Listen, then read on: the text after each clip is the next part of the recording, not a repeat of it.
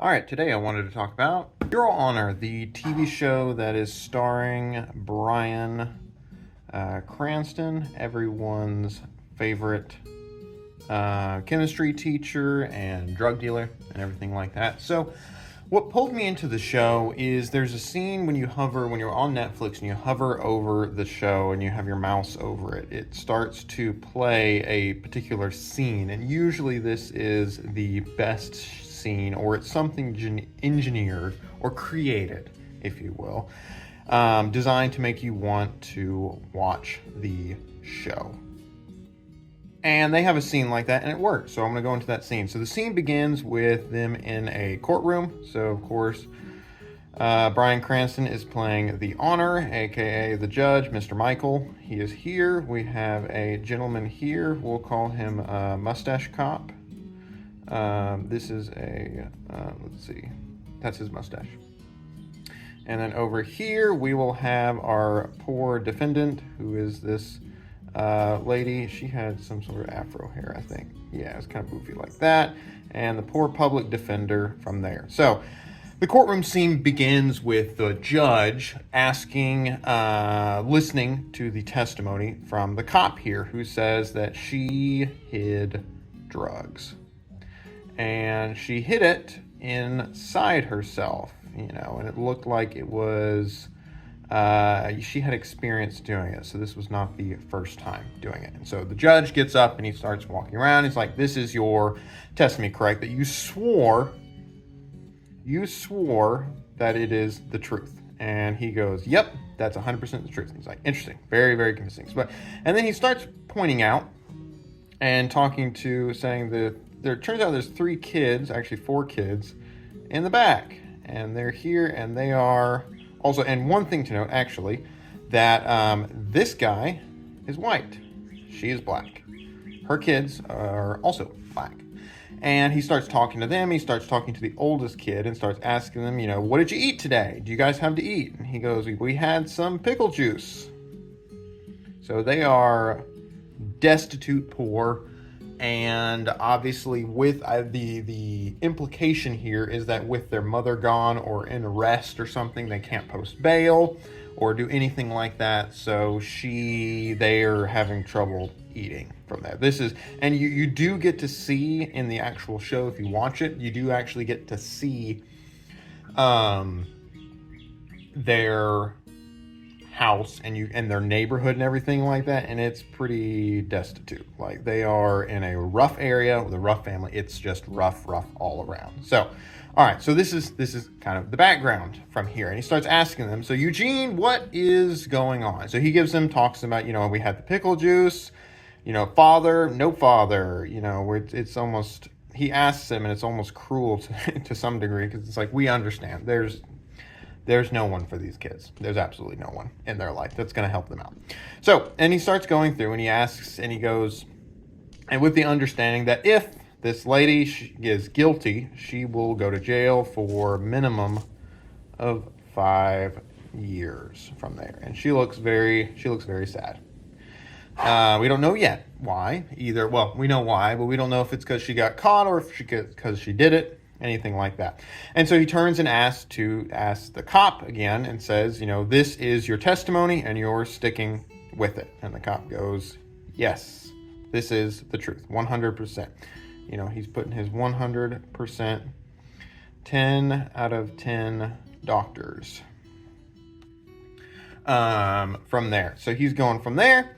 And then the judge steps down and walks around. You kind of get this idea that this is much more of a different judge. He's very athletic. He's moving around. He comes down from the bench, and he's much more human from there. And we're really starting, as the audience, you're really starting to like this judge.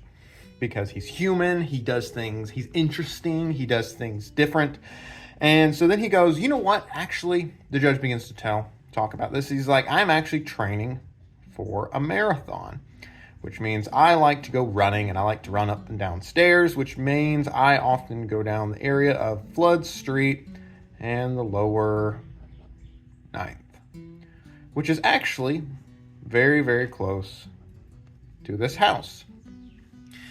And I went up to this house, and he goes up to this house, and he's like, when I went up to this house, do you know what I saw? And he's addressing all of this to the cop, and the prosecutor's just kind of, it's the judge. I mean, what are you going to do? It's his courtroom. What are you going to do from there?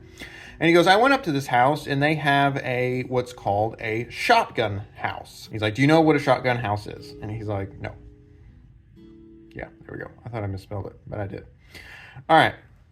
A shotgun house. And he goes, okay, a shotgun house is a house where you could stand at the front door here and fire a shotgun, and it goes completely all the way out from the front out to the back. And what the implication is, and he explains, is that everything, including the bathroom, which it is interesting to note that this cop is explaining that he saw her do this in the bathroom. And so the judge is asking him, are you sure you saw her? And he's like, yes. And he goes, well, the interesting thing about these shotgun houses is that all the rooms by design of the shotgun house are off this main hallway that you can shoot the shotgun through, including the bathroom. And so what we've realized here as the audience is we realize that the judge has caught the cop in a lie. We've caught him in a lie. And it's very obvious that it is a very, very obvious lie. And it's this great moment in terms of justice getting done. There's this added aspect where we don't know if there's a racial component to this or not. The cop seems to be pretty bad, so you don't really know, but it doesn't really matter, to be honest, because he's just like, this guy is a scumbag. And the judge successfully goes above and beyond, because this is evidence. This is evidence the defense should have brought forward, but because he happened to go running that morning, and he actually goes up to the house, because, again, he likes to go running on Flood Street and the Lower Ninth, and come through here and look at this, and likes to do that, you get an understanding for this type of person, this judge. And so what you do is you have this great scene, and of course, and then it ends with him calling the cop. I think it may be slightly reworded differently, but it's a liar of the most vile kind, or the vilest kind. Because you really understand that these kids are going to be destitute. All this horrible things are going to happen if this woman is actually guilty. And we have this great moment. And this is what is designed. This is the hook, if you will. This is the part to hook from here with a juicy worm. This is what it's supposed to do. It's supposed to pull the audience in and get us to watch the show. And from there, what the episode does is what I believe you get is this is a sense of the TV show, because this whole scene is great. I could watch this show all day, probably. Just more of this, the judge being cool.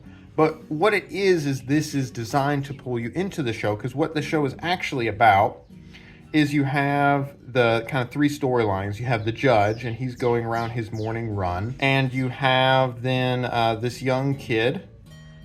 He's sleeping with this kind of older woman and all that.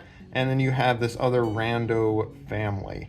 The random family buys their son a bike, a motorcycle bike. The young kid is getting up, and he goes and stops at this spot where it's kind of a memorial for this woman, and he's driving away in it's a rough neighborhood. It looks like this neighborhood, this destitute neighborhood. It looks like it's likely gang members, or at least people who don't want any sort of foreigners. They're black, this kid is white. There's very much this, you do not belong here, get out. This kid is freaking out. He's running. The kid who gets this bike starts driving it around. The judge is running. And this is where we're introduced to where he actually goes running to visit the shotgun house. He's running from there. And then it's building, and the kid is driving away. He gets lost. He's trying to figure out. He's getting followed. He's getting followed by this sketchy SUV car with black tinted windows.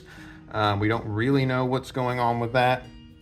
And then he drops his inhaler, and he's getting chased, and he's getting chased, and he's getting chased. And then suddenly he hits the motorcycle and splat.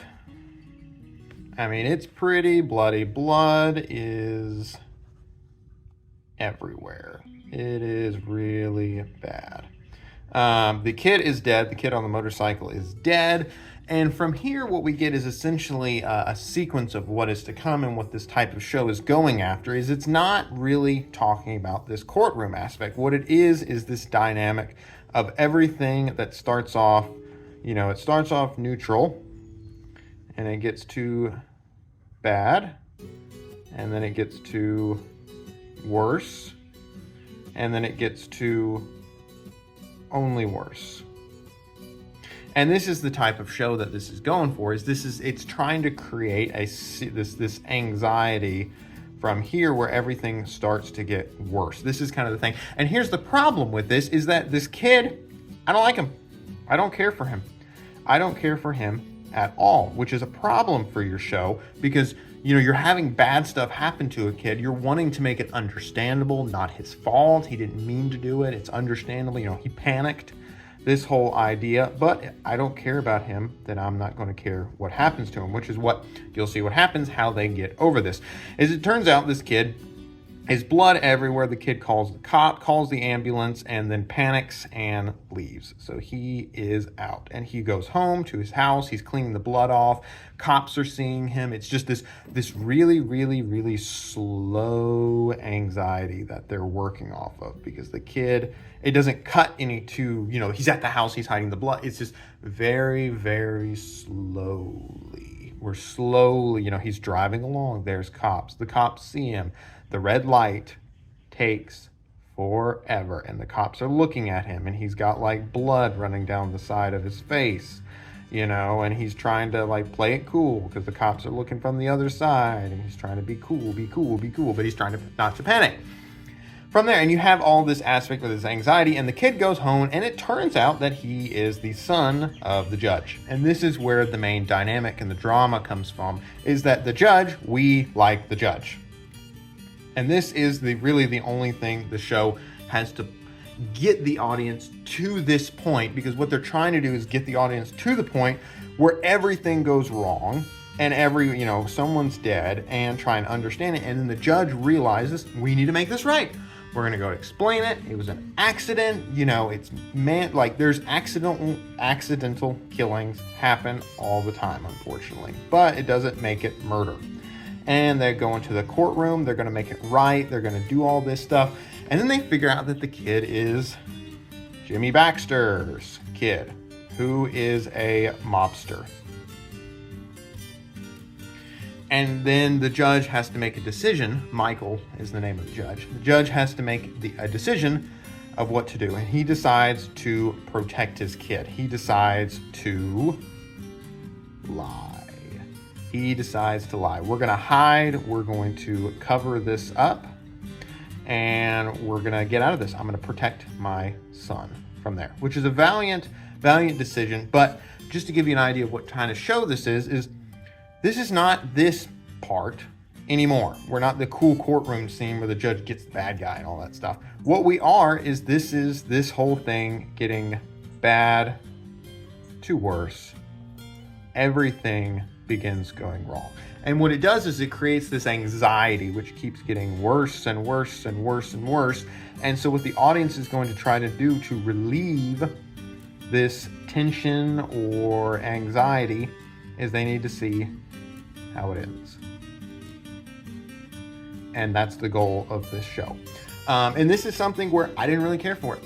I didn't get very far into it at all by any means. I looked ahead to kind of see some aspects of what was going to happen because I don't really care for these type of shows, but I just wanted to talk about it because I thought that scene, this initial scene, was great, and I wanted to kind of talk and show what the show is doing, what the goal of the show is from there. So yeah, are there other shows that do this sort of story? I would say one of them was kind of 24 that kept reminding me. It was almost absurd in that show how many things went wrong. And I never really, it was just this show. It was for 24 episodes too. This is not even a 24 episode show. 24 episodes, 24 hours of your life are spent running around watching everything get absurdly neutral, bad, worse, only worse, and then it would continue times 24. So There you go. I hope you guys enjoy this one, and I will see you in the next.